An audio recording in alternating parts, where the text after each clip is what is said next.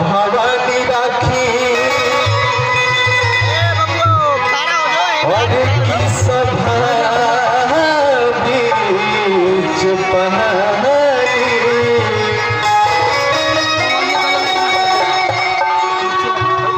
सहगुता भवानी राखी सभा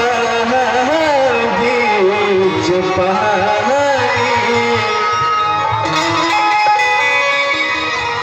कि दोनों हाथ जोड़ पड़ी पैया हो मैया कि बुधिया के हिल बनी दुखिया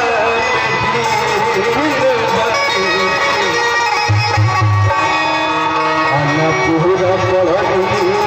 पढ़ैया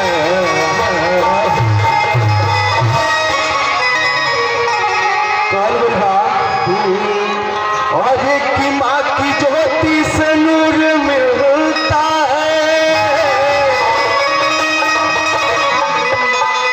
कि चैन मिलता है सुरूर मिलता